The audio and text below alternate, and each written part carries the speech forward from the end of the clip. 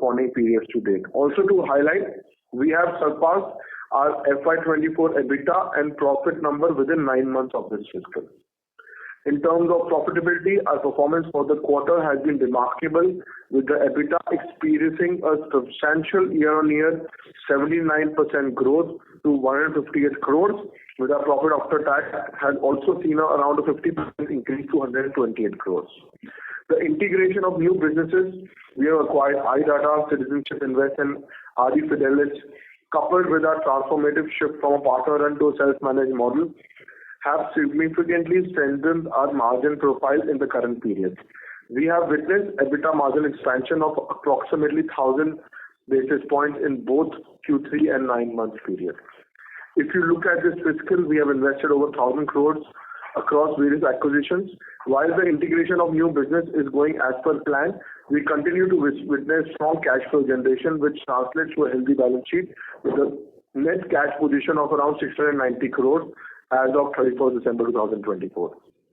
We are committed to delivering robust financial performances, which is evident in our strategic focus and ongoing structural enhancements we are implementing within our business model. These concentrated efforts are designed to solidify our foundation and propel us towards sustained growth and profitability. During Q3 FY25, the number of visa application processed has increased from 7.14 lakh in Q3 FY24 to 9.08 lakh, a strong growth of 27% year-on-year. This growth is in sync with the trajectory of global travel and tourism sector, which has been riding the wave of new trends and technologies, offering a conducive environment for us to expand our business. Additionally, our net revenue per application has witnessed a year-on-year growth of 26%, climbing from rupees 2250 in Q3 FY24 to 2837 in Q3 FY25, reflecting our operational efficiency and value creation. In 9 months, the net revenue per application has grown by around 40% to rupees 2800. The acquisition of Citizenship Invest was completed in October 2024. Citizen Invest puts us at the forefront of the industry for residency and citizen programs with an expanded presence in over 15 countries. The strategic move bolsters BLS expertise in providing comprehensive visa solutions, but also leverages CI's esteemed standing and influence in the HNI category. With the acquisition of CI, we are poised to significantly increase our processing volumes and reinforce our market position. We began to consolidate the financial performance of CI into the performance in our quarter. Further, I'm happy to report we also conducted the RD Fidelis loan solutions acquisitions on November 26, 2024, and is being consolidated under our digital services businesses effective the same date. ASPL stands as a prominent entity in the India's loan distribution and processing sector with an extensive network that spans the nation. Our digital business has also been witnessing robust performance driven by both organic and inorganic growth. Its revenue from operations grew 87% to 137 crores in Q3 FY25 as compared to 74 crores in Q3 FY24. Organic growth of the business was 16%. EBITDA of the business grew by 88% to around 18 crores from 9 crores reported in Q3 FY24. We continue to see strong momentum and remain optimistic about our potential growth in the coming quarters. Our EBITDA for the quarter surged to rupees 158 crores, up from 689 crores in the same period last year, registering a substantial growth of 79%. The EBITDA margin for this quarter was 31%, expanded by 1,059 basis points year over year. The increase in our margin is a result of our successful cost optimization strategy, which includes shifting to self-managed model and integration of new businesses. As mentioned by Shikhar as well, we have begun integration of Citizenship Invest into our portfolio in this quarter. Profit before tax for the quarter was reported at 140 crores, a 54% increase from 91 crores in third quarter of previous financial year. The profit after tax also showed a reverse performance at 128 crores compared to 87 crores in the corresponding quarter of the previous year, reflecting a growth of 47%. The earning per share for the quarter stood at 2 rupees paisa per share as compared to 2.05 rupees per share in Q3FY24. Coming to 9 months performance, the 9-month revenue stood at 1,501 crores as compared to 1,229 crores, registering a growth of 22% over previous period. The EBITDA for 9 months FY25 stood at 455 crores versus 255 crores in the corresponding 9 months last year, a robust growth of 78%. The EBITDA margin for 9 months FY25 stood at 30.3% against 20.8% in 9 months FY24, an expansion of 956 basis points. The profit after tax stood at 394 crores as compared to 240 crores in the previous corresponding 9 months, a growth of 64%. Now coming to segmental highlights. In Q3 FY25, our Visa Consular Service segment revenue stood at 376 crores. Net revenue grew by 60% YOY to 258 crores as compared to 161 crores reported in Q3 FY24. The EBITDA for this segment expanded by 77% to 140 crores with an EBITDA margin of 37.4%. This represented an increase of 1,564 basis points over 21.7% margin recorded in Q3 FY24. Looking at the 9 months, Visa Consular Service revenue grew by 22% to rupees 1,209 crores, up from 991 crores in 9 months FY24. The net revenue was up by 78% YOY from 436 crores to 775 crores in 9 months FY25. The EBITDA for the same period experienced a significant year-on-year increase of 85%, reaching 414 crores with an EBITDA margin of 34%. The margin widened by 1,171 basis points compared to 23% margin in 9 months FY24, reflecting an ongoing commitment to growth and efficiency. In Q3 FY25, our digital business segment reported a robust revenue growth of 87% YOY to 137 crores as compared to 74 crores in the same quarter of the previous financial year. This includes ID Privilege Solution revenue of 53 crores consolidated from 26 November 2024 onwards. The EBITDA for the segment scaled significantly by 88% YOY to 18 crores in Q1 FY25. EBITDA margin stood at 12.9%.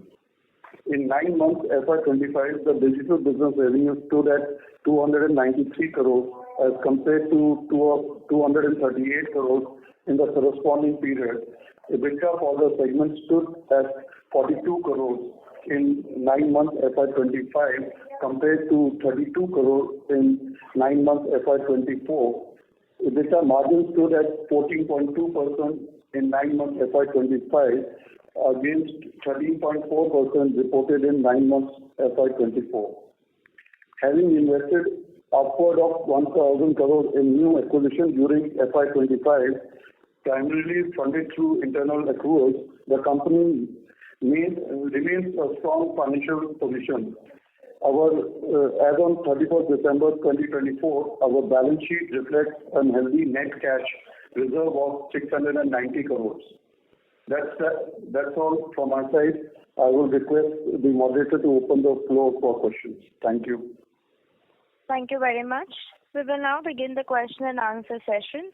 Anyone who wishes to ask a question may press star and 1 on the touchtone telephone. If you wish to remove yourself from the question queue, you may press star and 2. Participants are requested to use handsets while asking a question. Ladies and gentlemen, we will wait for a moment while the question queue assembles.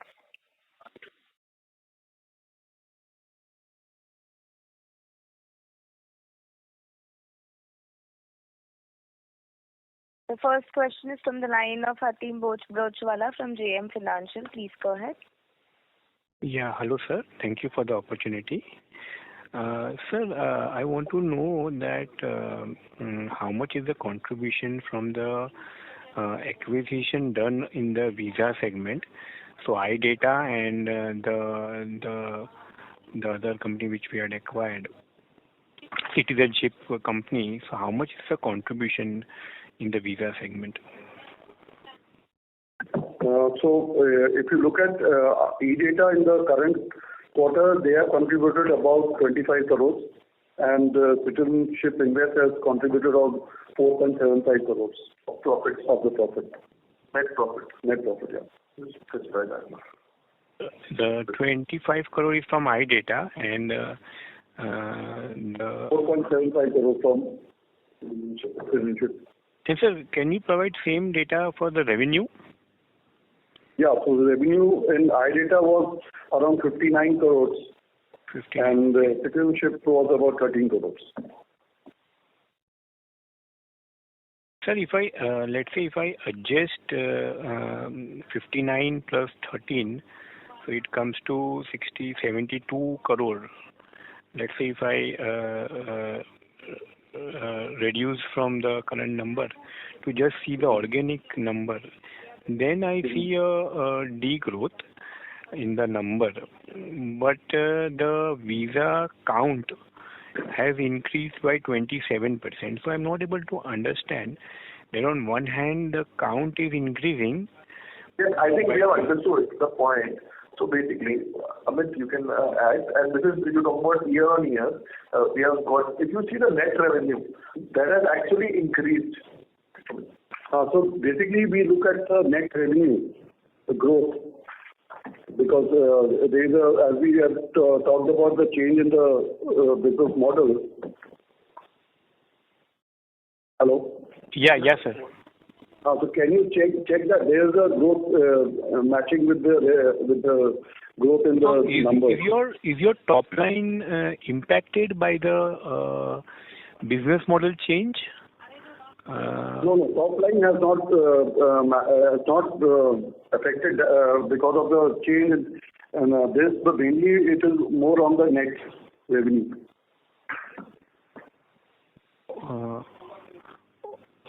Okay, sir. Sir, also if you can, in the e-service segment, how much the acquired company has contributed? Is about Adi Fidelis has contributed about 49 crores. Okay, sir. I'll thank you for the answers. I'll come back with the questions. Sure. Thank you. Sure.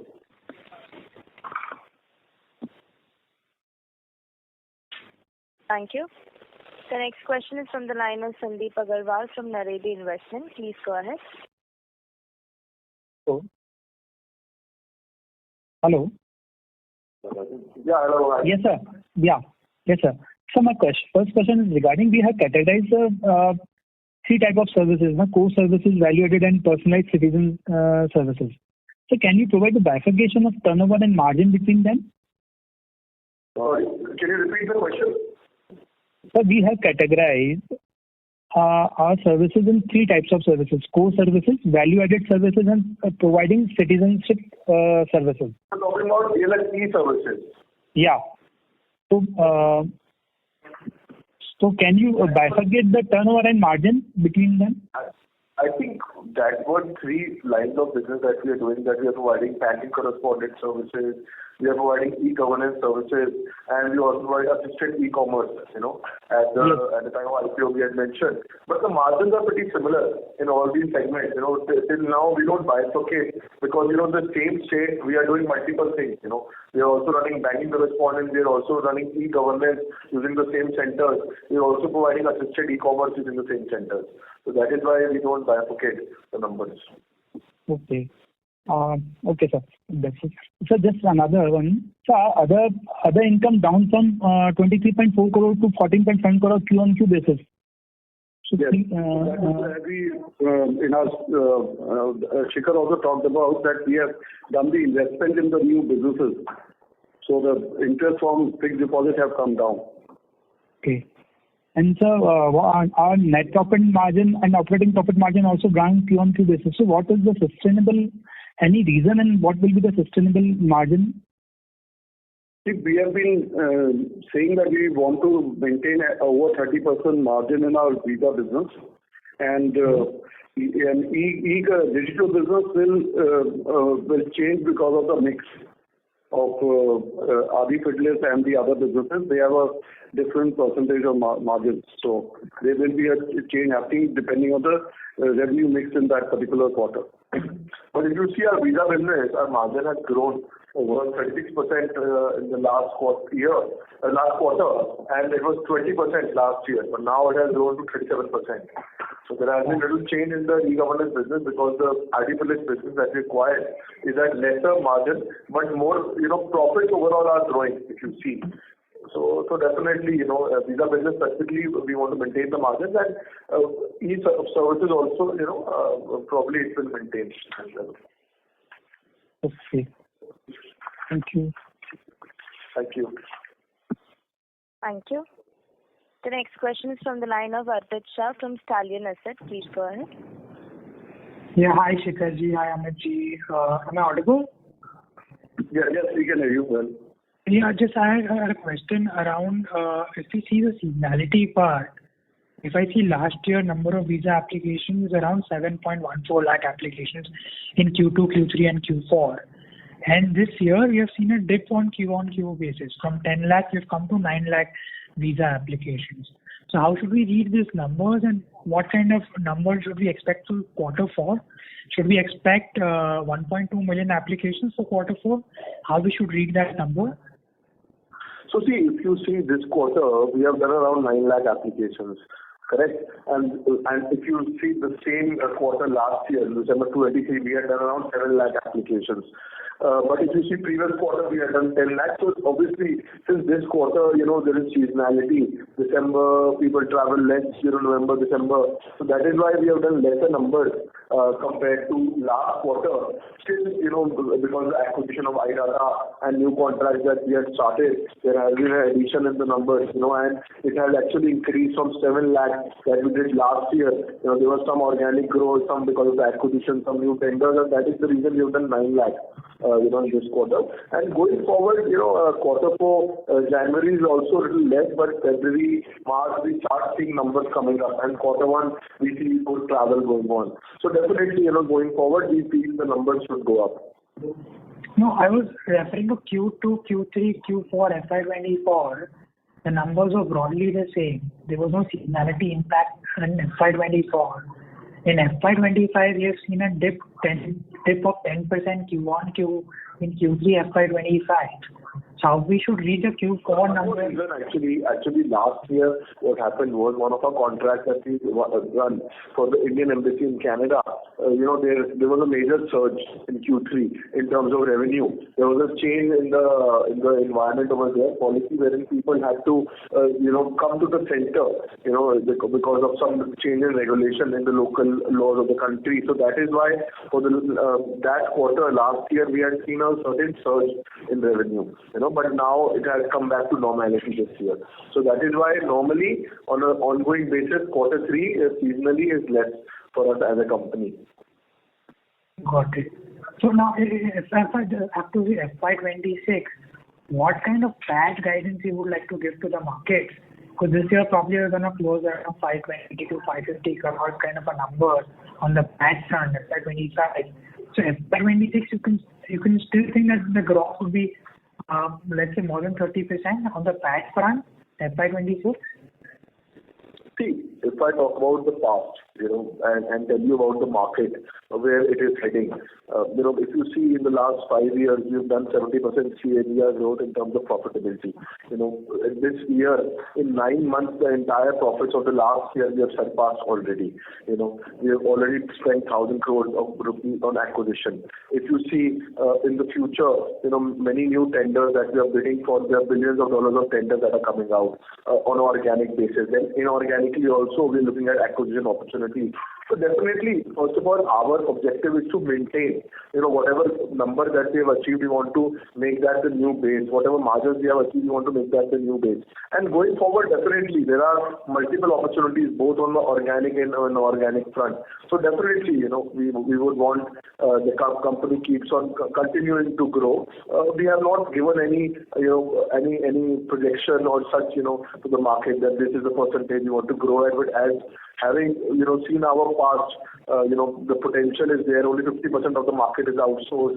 Billions of dollars of contracts are coming up for renewal. We are eligible for all these tenders. There are multiple other countries which have never outsourced or outsourced it for the first time. We're also looking at inorganic growth, both in BLS International and BLS services. So definitely, I think if you combine all those multiple factors, there is good leeway for growth in the future. So you believe 700 crores is a reasonable estimate to make for FY26 as a PAT number? What is sorry, can you repeat? 700 crores, is that a reasonable estimate to make for FY26? See, I actually, what I've told you is that I don't want to comment on any specific numbers, but what we have done in the past, we want to maintain. Whatever numbers, we want to make that as a base, and then, as I've told you, there are many opportunities both on organic and inorganic front. And definitely, we as a company, negative working capital cash flowing company, so definitely we feel that we will grow as a company. But exact numbers, I do not want to, I cannot mention at this stage. Sure. I completely understand.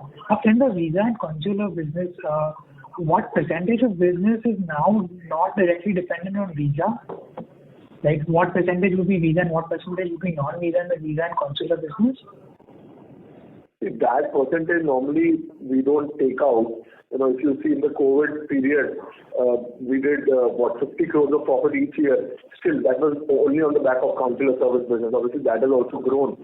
So I don't know the exact mix of how much is exactly consular, how much is visa, because in many countries, the embassy outsources all the services to us.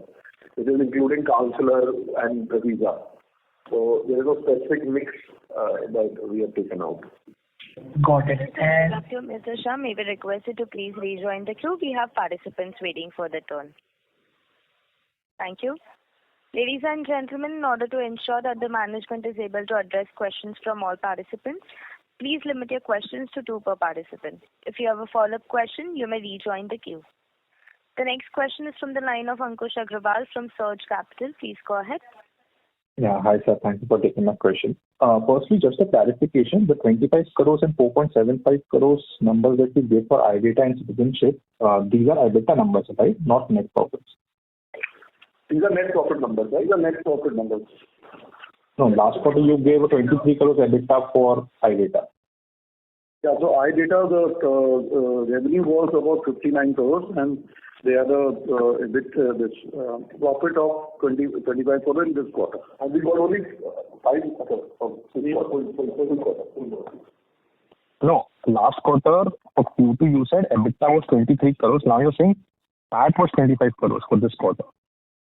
No. I think you're very confused. We only mentioned about this current quarter. That has just gone down, the third quarter, December ending. We have done a profit before tax of around 25 crores in iData and 4.75 crores in Citizenship Invest. Okay. What would be the number of applications for iData during the quarter? I think that we have to find out. That I don't think we have the bifurcation right now, but we'll get back to you on that. Okay. So the second question was basically this year, if we look at our growth, the growth has probably come from a substantial increase in our margins and some of the inorganic acquisition that we have done. Now going ahead next year, do you think there is more room for us to expand our margins from where currently it is and to be able to do, certain big ticket size of acquisition?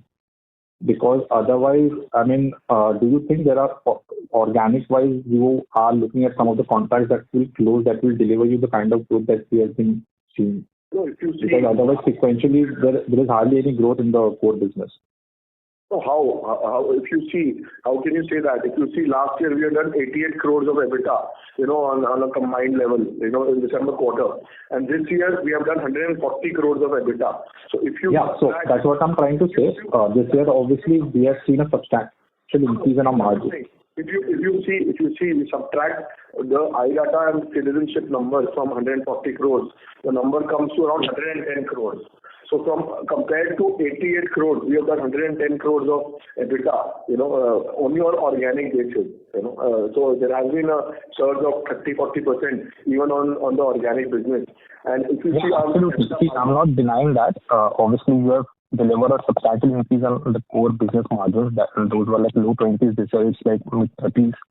So, but from here onwards, do you still believe you can expand margins from here? I think that would be difficult, right? See, first of all, we as a company want to operate at a sustainable basis. We are always aiming for obviously more efficiencies that we can bring into the business.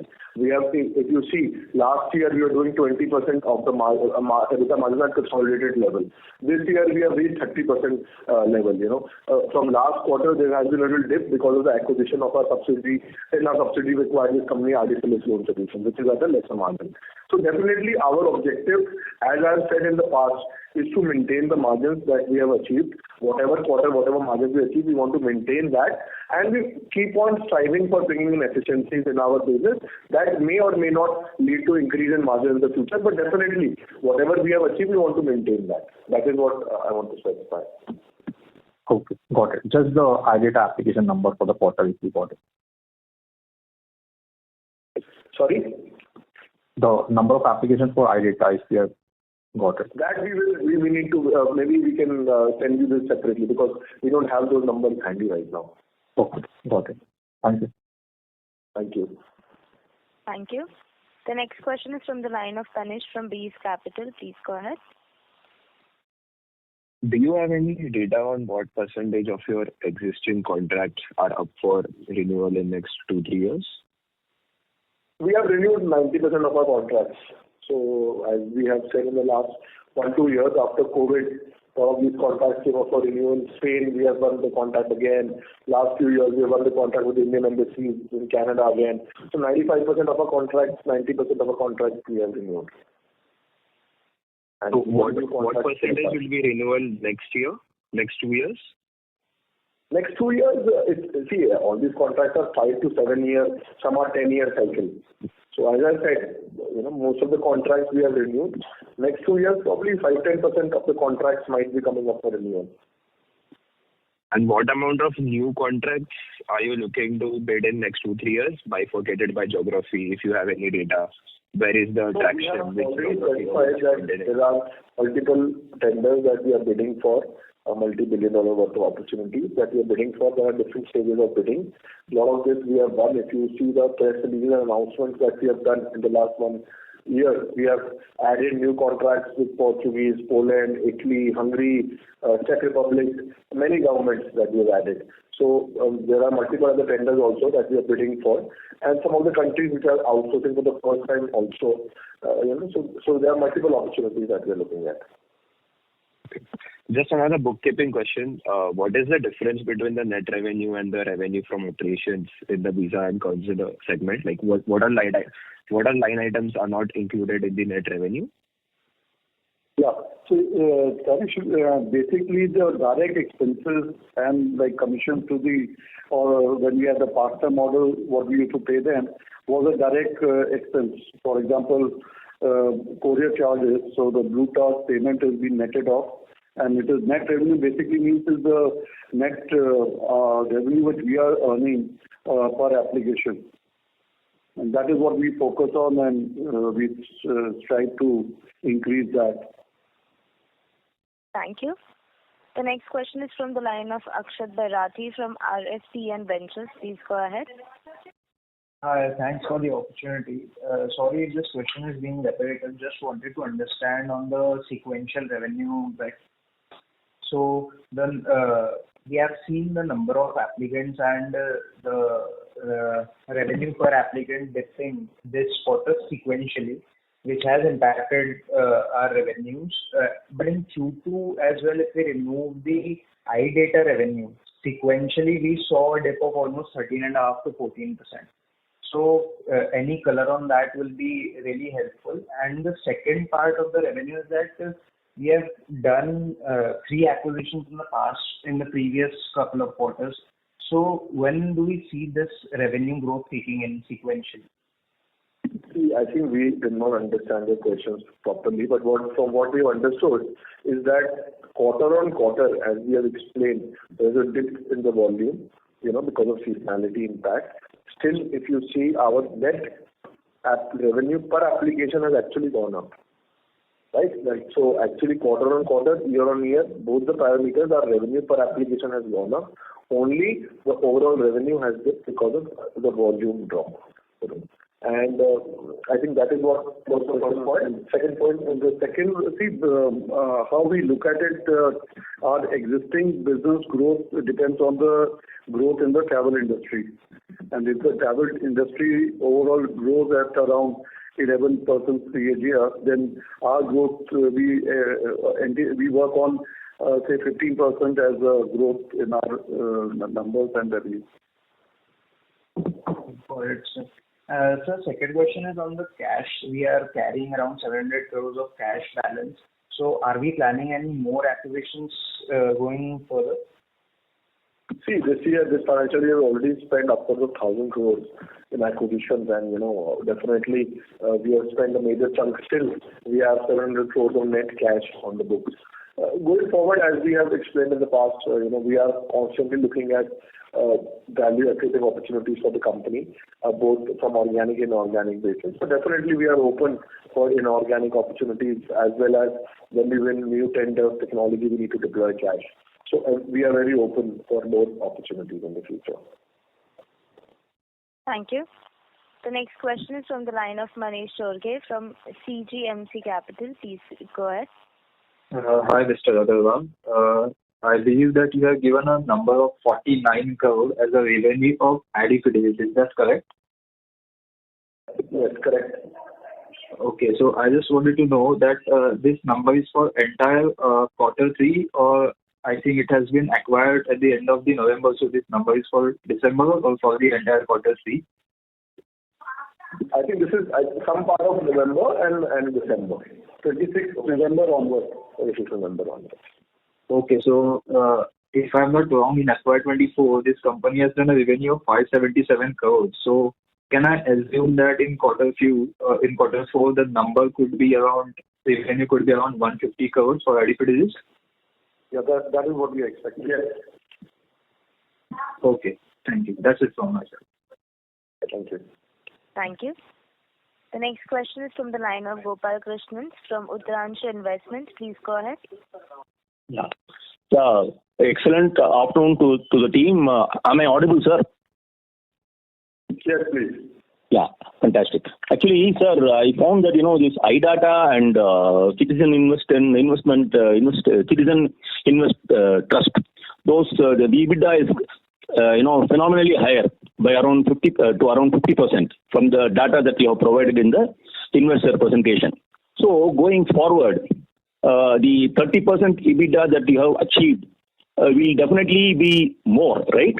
So, for example, in FY26, can I say that your EBITDA will be close to 40%, something like that? See, if you see the actual numbers that we have given you, in Citizenship Invest, our EBITDA is close to 27%, and iData, the EBITDA is close to 41%. And these companies are operating in specific geography for specific governments. We have been operating as a global company across the world. So some countries' margins are lesser, some countries' margins are more. And from that point of view, if you see, we have reached from a 20% last year now to a 30% consolidated margin. And our main objective is to maintain this number. We don't want to have haphazard growth. So our objective is to maintain the number, and we are looking at cost efficiencies and economies of scale in the future. And if you see our quarterly visa segment EBITDA margins, they are also nearing to 37%. So in visa business, because these companies are coming under visa and consular business segment, we are achieving those 37% EBITDA. No, actually, but this iData, the EBITDA is 59%, and citizenship, the EBITDA is 45%. As you said, okay, it is on a specific geography, but going forward, I thought, it must average down to around at least 40%. Correct me if I'm wrong. No, actually, you're wrong, because iData EBITDA is at 41%. And in our numbers that we have achieved this quarter, and citizenship is actually at 37%. And if you see our visa numbers, we've achieved a EBITDA margin of 37%. Okay. And then my second question is regarding this digital business. This seems to be a drag on our total business. Is there any plan to spin off digital business into a separate entity like what you have done with e-services? See, first of all, we do not believe it's a drag. If you see, digital business is a volume-generating business, and since it is a business mostly operating in India, we get paid in INR. It's a volume business. So if you see, our overall profit this quarter is at 18 crores compared to 9 crores last year. Last year same quarter. So actually, we have doubled our profits in this business. And going forward, we feel that there's a big opportunity. We have done 87% of revenue growth in this business. So I feel definitely, this business also has a big potential in the next few years. And as we add more value-added services, etc., I think in the long run, the margins will also go up in this business, per application. But if you see in total basis, total revenue is growing, total profits is growing. So definitely, I feel that this is also a good synergistic business for our company. Thank you. The next question is from the line of Dinesh Kulkarni from Finsight. Please go ahead. Hello, sir. Can you hear me? Yes. Okay, so thank you for the opportunity and really good set of numbers. So my question is, where do you think the next phase of growth would come for our company? Assuming, as you just mentioned, that we already have done 1,000 crores of acquisitions, and we have cash balance close to 700 crores. So, just wanted to know, whether it will be more of organic or inorganic. If you could elaborate on that. I think, as I've already mentioned in last couple of questions, the same answer I can give you again, that we are looking at both the opportunities. There are multiple $1 billion of contracts that are coming up for renewal, multiple services, multiple geographies that we are bidding for, and different services. So organically also, we have been winning a lot of tenders, and next 2 years also we expect the same. Inorganically also, we have essentially acquired these 3-4 companies only in the last 1-2 years. Next few years also, we are looking at different inorganic opportunities. So both the places growth will come from. So my question is more on terms of whatever growth we have achieved in the last 20-30% CAGR growth, is that achievable again? Or are we fully penetrated now and we don't see this kind of high double digit or 20% plus growth? As I said, we are still at the tip of the iceberg. There is full potential in the market. Only 50% market outsourced. 50% market is still getting outsourced. And out of the 50% market which is outsourced, multiple tenders are coming up for renewal, in which we are eligible, and we are bidding for. So definitely, there are still huge potential in this visa consular services and many other services that we can get into. Okay. Okay, sir. That's it from my end, sir. Thank you very much and all the best. Thank you. Thank you. The next question is from the line of Arpita from Stallion Asset. Please go ahead. Yeah, thank you for the opportunity again. Just wanted to understand, we have seen a stellar EBITDA growth and stellar net revenue growth through the visa business. But when it comes to the PAT numbers, we have a bit lag on the PAT numbers. So when will it converge to EBITDA growth numbers, the PAT growth, according to you? Sorry, you're talking about taxes? No, the PAT number or the PBT number. The PBT numbers has lagged the EBITDA growth and the revenue growth number in the visa business. So when can we see it converging going ahead? I think over the period it will. See, currently what is happening because of the accounting standards, the booking and the amortization happens much higher. So therefore, the numbers will look little subdued as far as PBT is concerned. But PAT is going up. There's a tax element which is increasing because of now tax has come in Dubai, as well as our expansion in Turkey and India businesses. There the tax percentage is much higher. So if you see as a percentage of tax over PBT is going up. Okay. So what kind of tax numbers we should build in for FY25 and FY26? So what we are working on, last year we were around 9%, on the tax percentage was around 9%. This year we think it will go to around 12%. That is FY25 expecting 12% and FY26? 12%, I said 12%.